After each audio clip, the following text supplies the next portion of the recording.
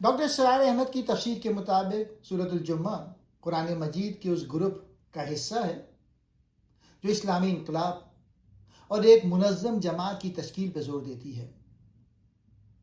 ان کے نزدیک اس سورہ کے دو بڑے حصے ہیں۔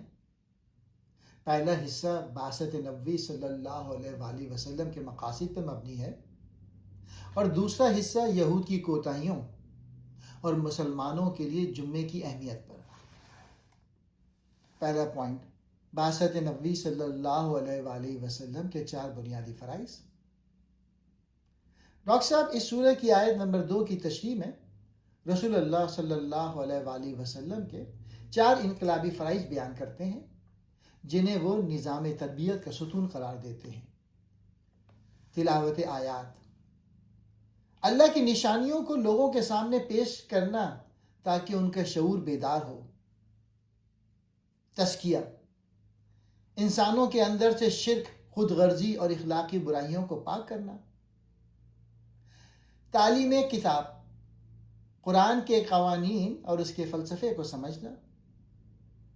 تعلیم حکمت، دین کے اسرار و رموز اور عملی نفاذ کی سمجھ بوجھ عطا کرنا۔ دوسرا پوائنٹ، بنی اسرائیل کی مثال اور گدھے کی تمثیل۔ آیت نمبر 5 کی تشریح میں ڈاکٹر صاحب نہایت سخت لہجہ اختیار کرتے ہیں، جہاں اللہ نے ان لوگوں کو گدھے سے تشبیہ دی ہے جن پر توریت کا بوجھ تو لاد دیا گیا لیکن انہوں نے اس پر عمل نہیں کیا۔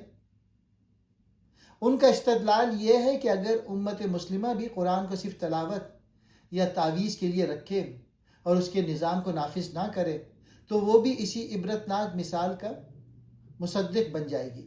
تیسرا پوائنٹ، موت سے فرار اور حقیقت زندگی۔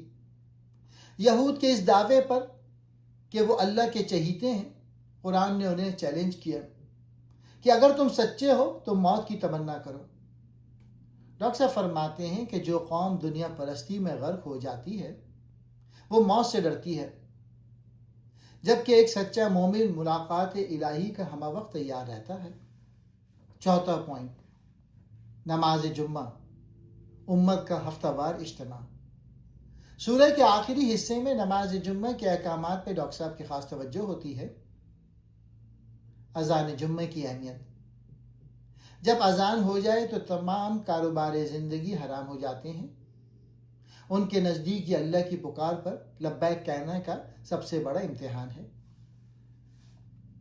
ذکر اللہ کی طرف دوڑنا، یہاں ذکر سے مراد ڈاکٹر صاحب صرف تسبیح نہیں بلکہ خطبہ جمعہ لیتے ہیں۔ ان کے نزدیک خطبہ جمعہ سیاسی، سماجی اور تربیتی رہنمائی کا ہفتہ وار ذریعہ ہے جس سے کٹ کر مسلمان منتشر ہو جاتے ہیں۔ پانچواں پوائنٹ، مادی مفادات بمقابلہ دینی فرائض۔ آیت نمبر 11 میں اس واقعے کا ذکر ہے جب تجارتی قافلہ آنے پر لوگ مسجد سے باہر چلے گئے تھے۔